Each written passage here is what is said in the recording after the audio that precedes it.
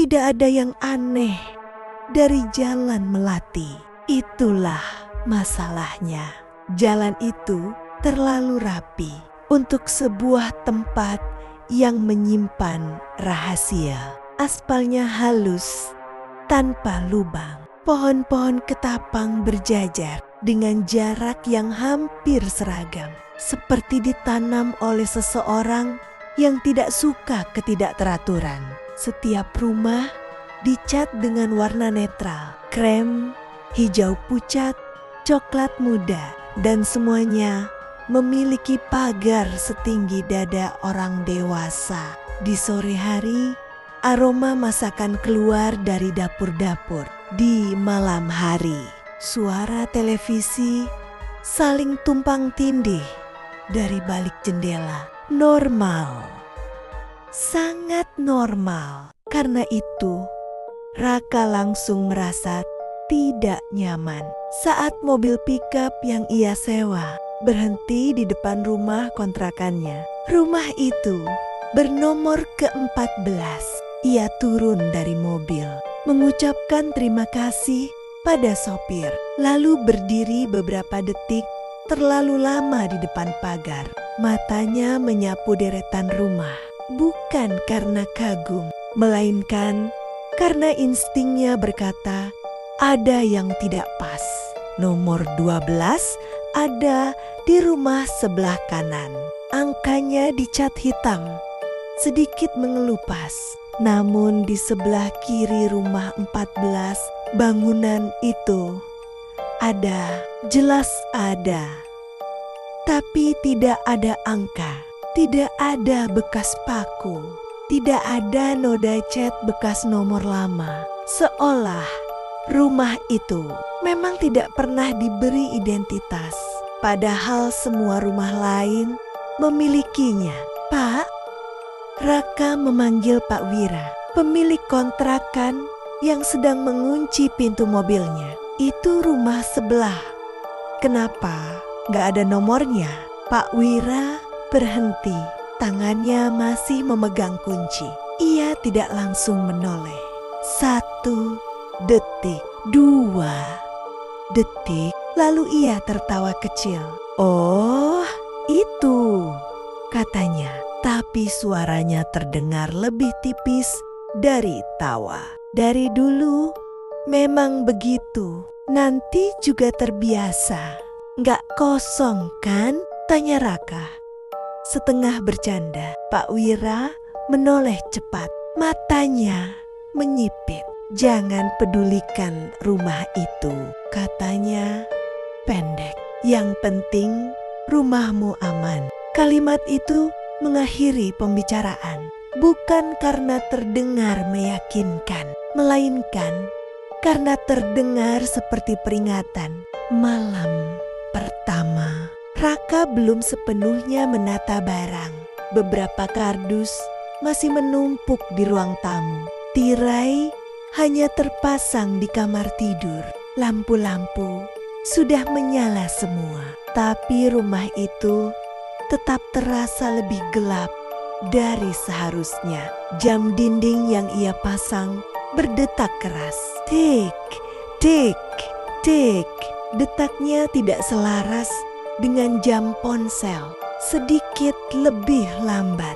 Raka berbaring sambil menatap langit-langit. Udara dingin merayap dari sela-sela dinding, membuat bulu kuduknya berdiri tanpa alasan jelas. Ia hampir tertidur ketika klik. Satu suara kecil, tapi cukup untuk membuat matanya terbuka. Cahaya kuning menyusup lewat celah tirai. Lampu teras rumah sebelah menyala. Raka bangkit perlahan, berjalan ke jendela. Rumah abu-abu itu terlihat berbeda di malam hari. Catnya tampak lebih kusam. Retakan di dinding terlihat seperti garis-garis tipis yang menyerupai goresan kuku. Tirai di balik jendela tidak bergerak sama sekali. Padahal angin malam bertiup cukup kencang.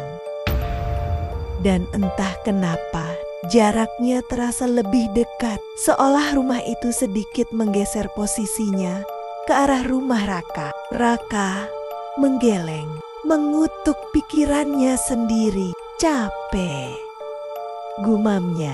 Ia kembali ke tempat tidur. Jam dinding berdetak. Tik, tik, tik, tik.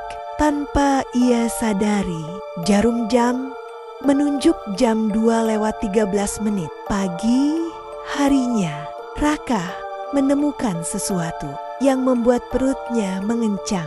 Di depan pintu rumahnya ada bekas jejak kaki basah. Bukan satu, dua. Jejak itu berhenti tepat di depan pintu. Tidak ada jejak kembali. Saat Raka menoleh ke rumah abu-abu itu, pintunya tertutup rapat, lampu terasnya mati.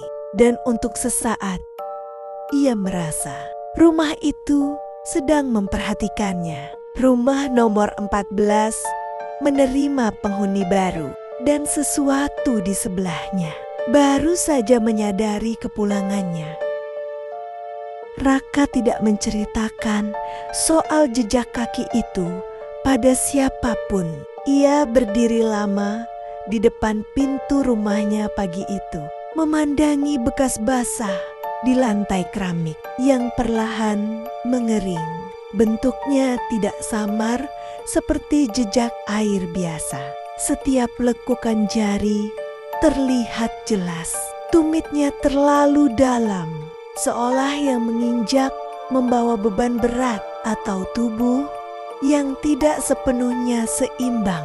Yang paling mengganggu bukan jejak itu sendiri, melainkan kenyataan bahwa jejak itu datang dari arah rumah tanpa nomor dan tidak pernah kembali ke sana. Raka membersihkannya dengan air dan lap kering, tapi perasaan dingin itu tidak ikut hilang. Sejak pagi, ia merasa seperti ada yang berdiri terlalu dekat di belakangnya. Padahal setiap kali menoleh, rumahnya kosong. Malam kedua, Raka memutuskan untuk tidak tidur. Ia memindahkan kursi ke ruang tamu, tepat menghadap jendela yang mengarah ke rumah abu-abu itu. Lampu dimatikan, tirai disibakkan sedikit, ponsel diletakkan di meja. Layarnya menyala dengan jam digital. Jam dinding tetap berdetak. Tik, tik, tik, tik.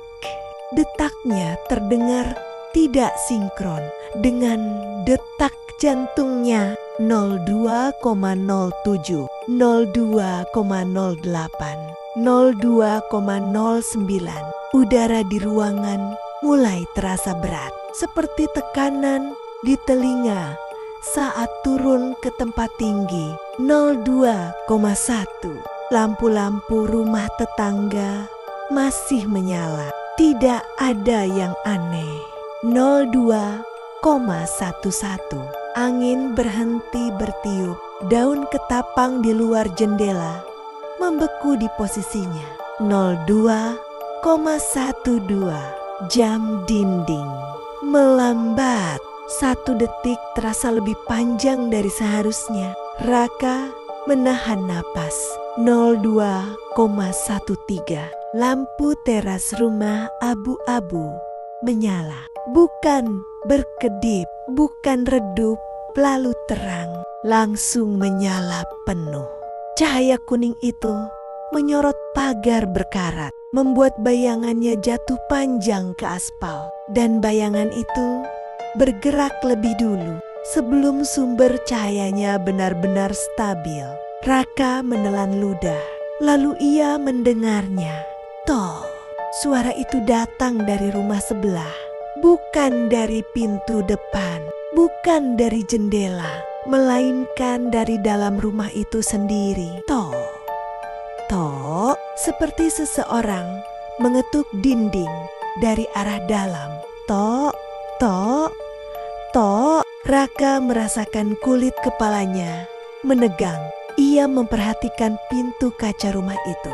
Tirai di baliknya perlahan menggembung keluar, seolah ada sesuatu berdiri terlalu dekat di baliknya. Lalu bayangan itu muncul, bukan tiba-tiba, tidak meloncat, tidak bergerak cepat. Bayangan itu seolah ditarik ke atas dari lantai, memanjang perlahan, terlalu tinggi untuk manusia normal. Bahunya tidak sejajar, lehernya miring dengan sudut yang membuat Raka refleks memiringkan kepalanya, seolah otaknya mencoba memahami posisi yang salah itu.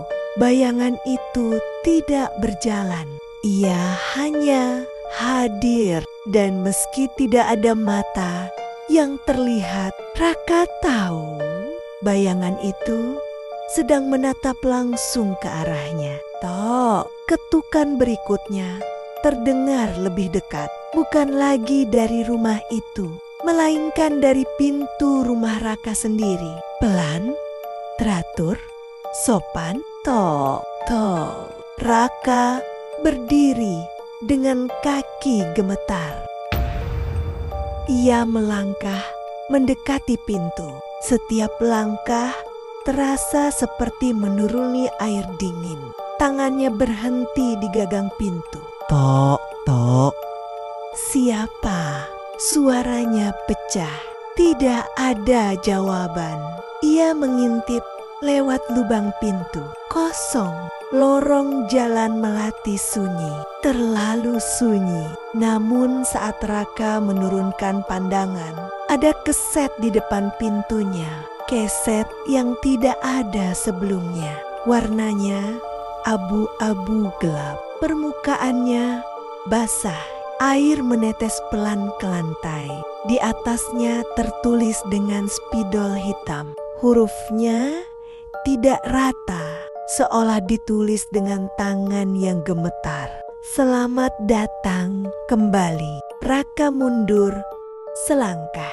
Dadanya terasa sesak. Kembali dari mana? Bisiknya. Jawaban datang bukan dari luar, melainkan dari belakangnya, dari tempat yang sama dengan kami. Raka berbalik cepat. Ruang tamunya kosong, namun jam dinding di dinding depan berhenti berdetak. Jarumnya menunjuk tepat ke satu waktu, 02,13. Ia tidak tidur malam itu, dan pagi harinya ia menemukan sesuatu yang lebih buruk di cermin kamar mandi. Ada bekas telapak tangan di kaca, bukan dari luar, melainkan dari dalam, dan ukuran telapak itu lebih besar dari tangannya sendiri. Jam 02,13 bukan kebetulan, dan rumah itu tidak menyambut Raka sebagai tamu. Ia menyambutnya sebagai orang yang pulang. Raka sadar ada yang berubah pagi itu. Bahkan sebelum ia keluar rumah, ia berdiri di depan cermin kamar mandi, menatap pantulan wajahnya sendiri. Mata itu masih miliknya. Bekas luka kecil di dagu masih ada, tapi ada sesuatu yang terasa kurang tegas, seolah garis-garis wajahnya sedikit mengabur, bukan berubah, menipis. Ia menyentuh cermin, pantulannya menyentuh balik. Terlambat setengah detik, Raka menarik tangannya cepat-cepat. Di balik kaca, bekas telapak tangan besar dari semalam masih samar terlihat, seperti noda minyak yang tak bisa dibersihkan sepenuhnya. Di luar, jalan melati terlihat seperti biasa, terlalu biasa. Anak-anak berangkat sekolah, motor lewat, ibu menyiram tanaman. Semuanya bergerak normal, tapi Raka merasakan satu hal aneh. Tidak ada yang menatapnya terlalu lama. Biasanya orang baru selalu jadi bahan lirikan. Hari ini beberapa tetangga menoleh, lalu mengalihkan pandangan dengan cepat. Seolah mata mereka menolak mengenali. Raka menyapa seorang bapak di seberang jalan. "Pagi, Pak." Bapak itu tersenyum ragu. "Iya, pagi," jawabnya. Lalu berjalan pergi. Keningnya berkerut, seperti sedang mencoba mengingat sesuatu yang tidak kunjung muncul. Raka memutuskan mendatangi rumah Pak Wira. Pintu terbuka. Setelah beberapa ketukan, Pak Wira menatapnya lama. "Tinggal di mana ya?" tanyanya. Raka membeku. "Rumah nomor 14. Pak, sebelah rumah abu-abu itu." Pak Wira mengerjap. "Nomor 14. Ia menoleh keluar ke arah jalan. "Ah, iya, yang sebelah mana ya?" Nada suaranya bukan bercanda. Nada orang yang benar-benar kehilangan potongan ingatan. Raka pamit tanpa menjelaskan lebih lanjut. Dadanya berdegup keras saat ia berjalan pulang. Satu pikiran menghantamnya dengan kejam. Mereka mulai lupa. Siang itu, Raka mencari arsip. Ia mendatangi kantor kelurahan kecil di ujung jalan. Bangunan tua, kipas angin berdecit, dan map-map berdebu tersusun di rak besi. Petugas tua bernama Bu Ratmi menatapnya dari balik kacamata tebal. "Kamu mau urus apa?" "Saya mau cek data rumah di Jalan Melati," kata Raka. "Khususnya rumah di antara nomor 12 dan 14. Bu Ratmi terdiam. Tangannya berhenti membuka map. "Di antara 12 dan 14, ulangnya. Pelan, ia berdiri. Berjalan kerak, menarik satu map coklat. Bertuliskan Jalan Melati. Membukanya.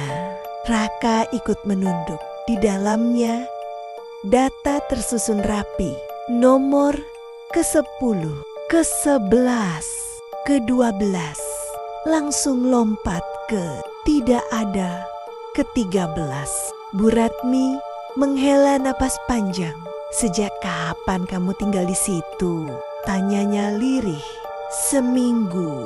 Bu Ratmi menutup map. "Dulu," katanya pelan, "rumah itu ada." Raka menegang. "Nomornya 13. Ia melanjutkan tanpa menatap Raka. "Penghuninya selalu orang yang selamat dari kecelakaan, koma tenggelam, henti jantung. Orang-orang yang seharusnya mati, tapi tidak jadi." Raka menelan ludah.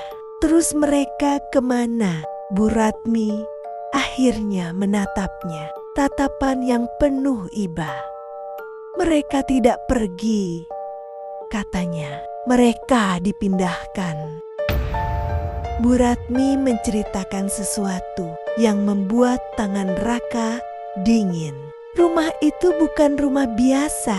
Ia seperti ruang tunggu bagi orang-orang yang sudah disentuh kematian, tapi belum sepenuhnya dilepas. Malam demi malam, keberadaan mereka dipindahkan perlahan. Pertama, jam mereka berhenti di satu waktu. Lalu, nama mereka mulai hilang dari pembicaraan. Dokumen menghapus sendiri, foto menjadi buram. Akhirnya, alamat mereka diganti. Bisik Bu Ratmi. Raka membuka ponselnya. Aplikasi peta. Ia mencari alamatnya sendiri. Jalan Melati nomor 14. Hasil pencarian muncul, lalu memudar, lalu berubah. Jalan Melati nomor 13. Raka menjatuhkan ponselnya. Malam itu, ia pulang dengan langkah berat. Jam di rumahnya mati total. Tidak rusak, tidak kehabisan baterai, hanya berhenti. Dan saat Raka menyalakan lampu ruang tamu, ia melihat sesuatu yang membuat jantungnya hampir berhenti. Di dinding, tepat di atas figura kosong, ada foto dirinya berdiri di depan rumah abu-abu. Lebih pucat, lebih kurus, dengan senyum tipis yang tidak pernah ia pasang. Di bawah foto itu tertulis penghuni baru, proses berjalan. Raka belum menghilang, tapi jalan melati sudah mulai menggantikannya. Raka berdiri lama di ruang tamu, menatap foto di dinding. Foto itu tidak pernah ia cetak, figura itu tidak pernah ia beli. Namun keduanya ada di sana, tergantung rapi, seolah selalu menjadi bagian dari rumah itu. Wajah di foto itu miliknya, tapi matanya tidak. Tatapan dalam foto terlalu tenang, terlalu menerima, seperti seseorang yang sudah berhenti berharap untuk kembali. Tulisan di bawahnya masih jelas, penghuni baru, proses berjalan. Raka merobek foto itu dari dinding. Figura jatuh, kacanya pecah, tapi fotonya tidak rusak, bahkan tidak terlipat. Ia membantingnya ke lantai. Lampu berkedip, jam dinding yang mati sejak sore berdetak sekali. Tik, tik. Raka membeku. Ponselnya di saku bergetar. Satu notifikasi, bukan pesan, bukan panggilan. Sebuah pengingat kalender yang tidak pernah ia buat. 02,13. Pindah alamat. Ia keluar rumah. Jalan melati sunyi. Tidak ada televisi menyala. Tidak ada suara sendok. Tidak ada motor lewat. Lampu-lampu rumah tetangga mati semua. Seolah jalan itu ditinggalkan. Dalam satu kesepakatan, diam-diam hanya satu lampu yang menyala. Lampu teras rumah abu-abu. Dan malam ini pintunya terbuka. Raka berdiri di depan pagar berkarat itu.